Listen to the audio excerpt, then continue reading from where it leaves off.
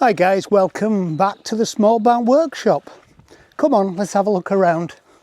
So welcome to the Small Barn Workshop. So most of you, long-time viewers, know a lot about this workshop. I've been renovating it on camera over the last couple of years. But for those of you who are new, welcome to the barn. It is situated in the southwest corner of France and it is 10 foot wide and 18 feet long. The other side of the barn is slightly smaller, but we use that mostly for our garden tools storage. I do also have my laser in there. And then we have the carport at the other end, which I use it for my covered timber storage. And also I have my miter saw set up in there. So when we took ownership of the house 19 years ago, this barn was almost 3 times the length. It carried on that way for another 2 bays. First of all, it was in the need of a lot of repair and it was probably too big a job when we was doing the house, which was the main focus at the time. And secondly, because it was so big that when you looked out the back window, rather than a really nice view down the valley, all we saw was the back of the barn. It didn't look very nice, so we took away 2/3 of the barn and was left with what we've got today. The whole thing was started to fall down and it got to a point where I either spent some time renovating it or we just demolished the whole lot. I took the 4 corner posts out, replaced them with oak corner posts, create this central concrete structure which not only helps support the roof, but on the other side it's our barbecue area. It still needs finishing. And then re-roofed it with these cementitious panels that are on now that look a little bit like mock roof tiles. Before that it just had a metal roof which was all rusty, and only over the last 2 years, 2.5 years, I've actually come in here and started to create the space that you now see. We put the windows in, put the doors on, started to line out these walls, created this central partition, created this wall here which are plumb and level. That wasn't the case for the original walls. So we've done a lot of work over the last 30 months maybe, but there's still a lot more work to do. I feel as though we're approaching half time in this build. The workshop from this point here is almost done, bar some refinements. The workshop from here still has a lot of work to do, and there's still a lot of structural things to sort before it gets to the stage that this side is in. But that doesn't mean I'll run out of jobs. There is always work to do in a small workshop. The set out is always transitional. As you guys know, if you've ever built or renovated a workshop, it's quite a costly project. First of all, there's materials to make the workshop, there's materials to make things in the workshop, and there is tools. But I'm lucky on 2 accounts. Firstly, you guys tune in, week out, and that assists me greatly in affording the build in here, and I'm very grateful for that. I'm also fortunate to have some channel members and patron members who also assist with me purchasing things for this space. And secondly, I have a small band of suppliers who help me week in, week out with tooling. I have Evolution, who kindly sent me this saw, one of the first people to get their hands on the new saw, as well as my miter saw in the carport and my little cat carrying case vacuum cleaner. There is Basecamp, who supply me with my dust masks, and there is Banggod, who send me a tool almost every week for review. Now when it comes to tool reviews, I only really like to review things that I know I need and will use. I don't really like to make the kind of videos where I review something and then put it in a drawer and forget about it. So I thought I would just give you a tour of the workshop as it presently is and tell you what my plans are to expand this and show you some of these tools that I've had now for well over a year and use them quite extensively. So first of all, the tool that you probably see week in, week out is my Evolution R255 table saw. This is a great table saw. I've used this every week, sometimes multiple times per week for the last 12 months, and it's absolutely fantastic. The 2 tools that make up this router table are the Enjoy Wood router table lift. Fantastic little lift for a small router. I have my Makita router in here, and this new router fence. Again, a really well built router fence. And this router fence is now used between this router table and my new 1/2 inch router table.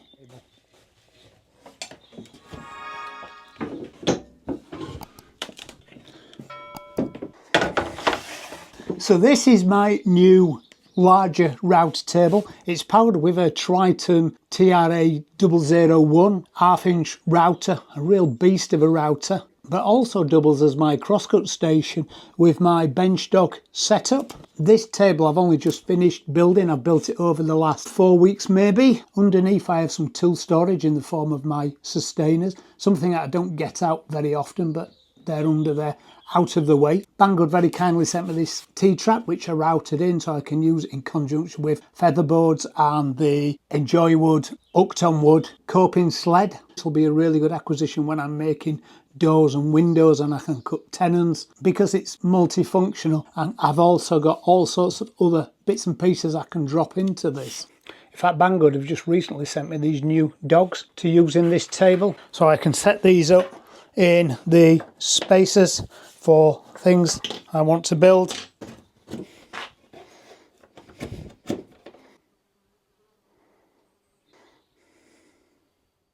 These oars were cut with my UK Path Guide jig, which is a fantastic tool. Banggod sent me this Enjoy Wood countersink for MFT tables, which is a really nice tool just to make the openings into these little doggles neat.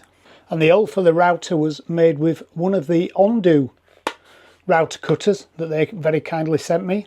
Again, this is a very nice router cutter and is one of a series of router cutters that Undo now sell. Speaking of Undo, I have a very nice router plane which I use to cut out the ends of these T-tracks. I also have various other Enjoy Wood feather boards to make working on the routers and table saws safer. I have a very nice little mallet, again Undo. I have a couple of sharpening systems in here.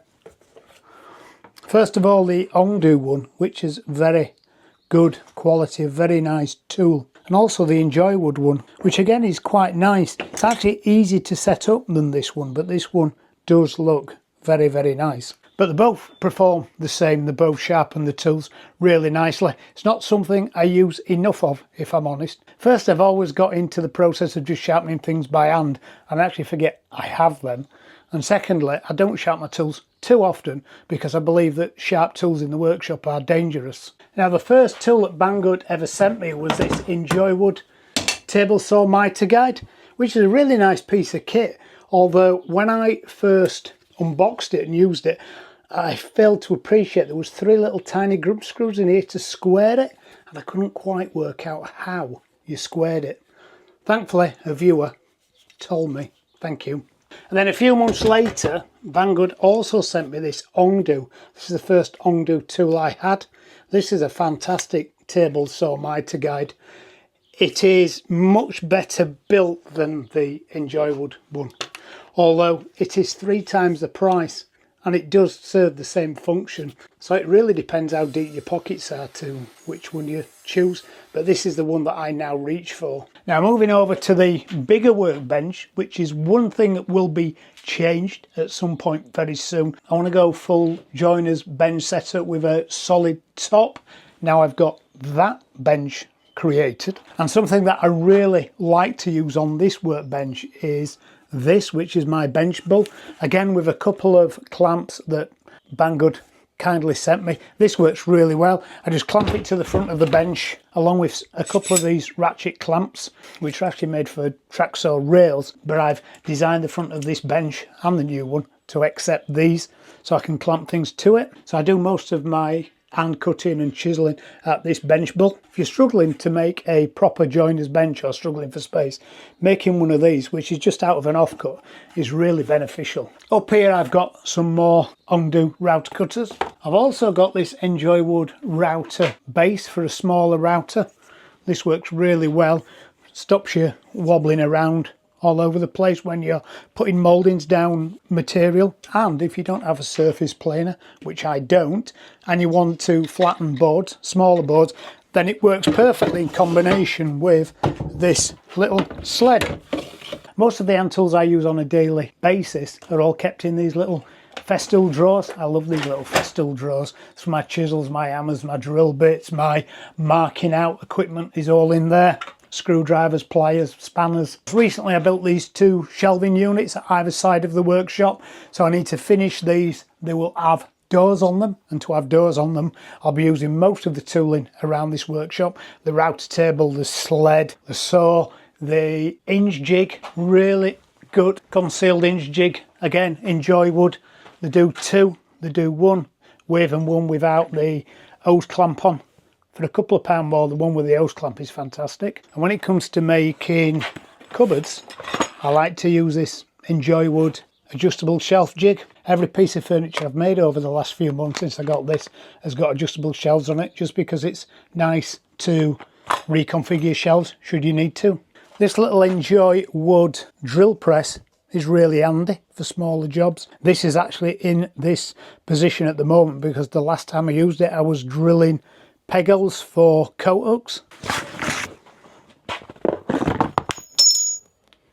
A recent acquisition in the workshop are these setup blocks for the router. The cardboard box has got a bit battered. I need to come up with some better storage for this.